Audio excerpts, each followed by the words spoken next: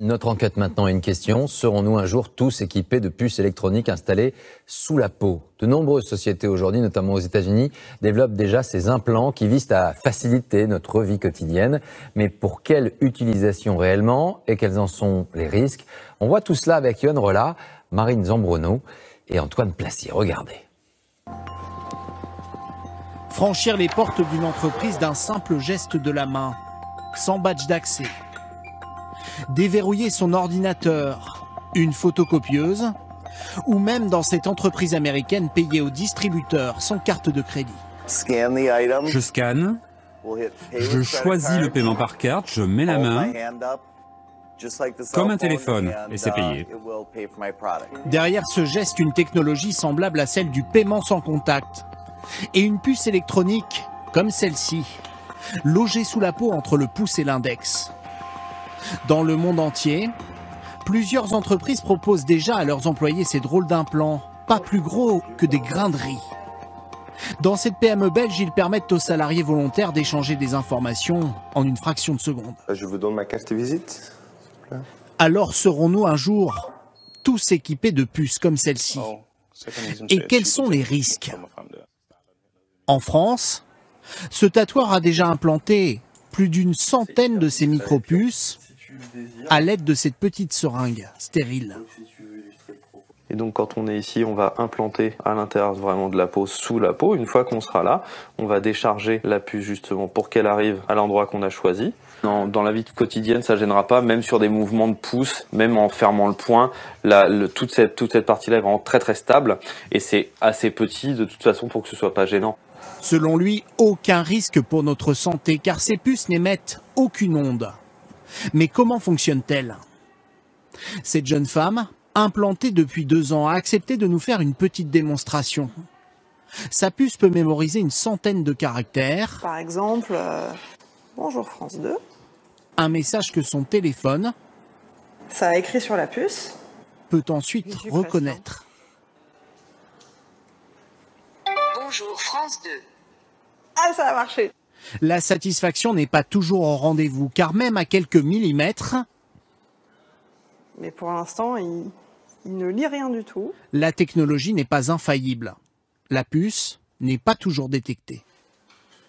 Les gens ont cette image des films de science-fiction où, en général, les implants servent à contrôler les gens, que ça soit contrôler leurs pensées, leurs actions, réussir à les localiser, etc. On n'est pas du tout là-dedans, on est très loin et heureusement. Les gens ont cette image des films de science-fiction où, en général, les implants servent à contrôler les gens, que ça soit contrôler leurs pensées, leurs actions, réussir à les localiser, etc. On n'est pas du tout là-dedans, on est très loin et heureusement.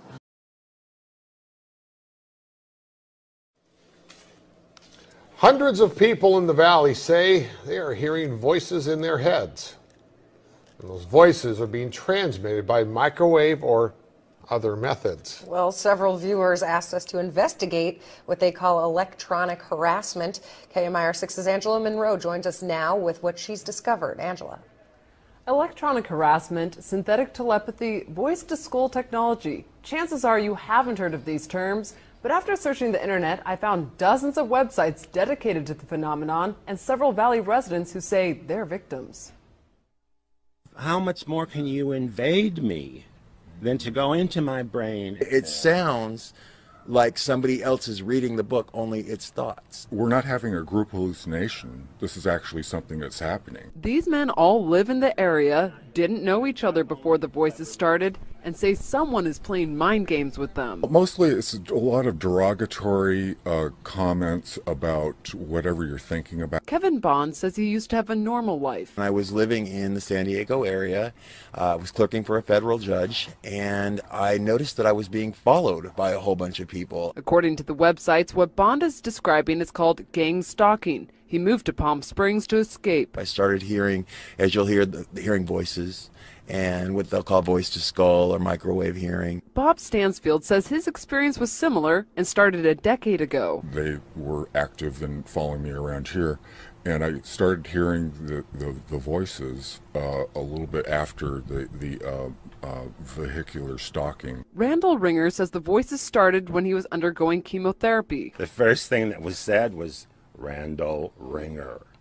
And I sat up straight and I went to into the bathroom, and I looked in the mirror. Looked myself in the eyes, and I said, did that really happen? Bond says he's found more than 300 victims locally and is tracking others across the state through billboards. In Johnson Valley, a Freedom House just opened to help people who believe they are being targeted. To many of you who find yourselves the object of covert harassment, that there is hope and that you are not alone, and that we are striving to find legislation and we're working towards freedom for all. Derek Robinson leads a national group called Freedom from Covert Harassment and Surveillance. He says he knows who's playing mind games. Rogue government officials that are sponsoring this, also corrupt business officials, and private citizens. And he also told us how. Most of it is delivered by microwave, and I believe it's satellite delivered. Bond says neurotransmitter chips that run off body electricity have been inserted into some people. And they assign cell phone numbers to them. The cell phone numbers are then run through a computer, and a computer translates your thoughts. This crime has been available to the military for 60 years.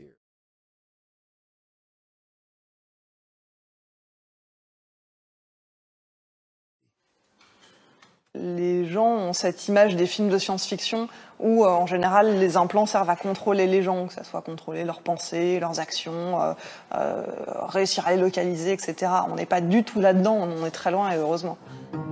Difficile d'imaginer de telles puces remplacer du jour au lendemain nos documents d'identité, nos cartes de transport. Et pour ce spécialiste, ces implants présentent aussi d'importantes failles de sécurité. Le risque, il y en a, on peut dire il y en a deux, c'est que la personne puisse être éventuellement tracée, puisqu'il y a un identifiant. Et le deuxième risque, c'est qu'est-ce que l'on va faire de cet identifiant. Donc si par exemple c'est pour ouvrir une porte, un attaquant pourrait copier cet identifiant en scannant la puce de la personne et ensuite rejouer cet identifiant devant la porte. Pour l'heure, ces implants intéressent surtout les fans d'informatique et de nouvelles technologies. Quelques milliers d'utilisateurs à peine à travers le monde.